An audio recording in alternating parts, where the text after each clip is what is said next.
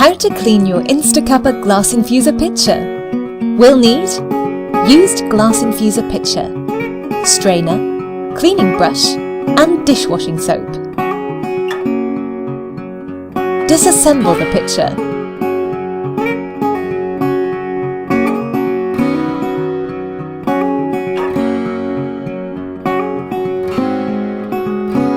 Set aside the remaining fruits using a strainer.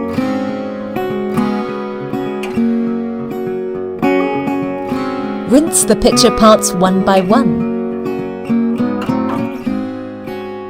Using an antibacterial dishwashing soap, gently clean the infuser as well as all other parts.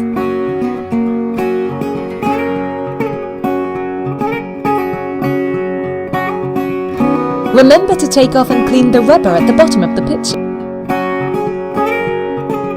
Rinse them all with water.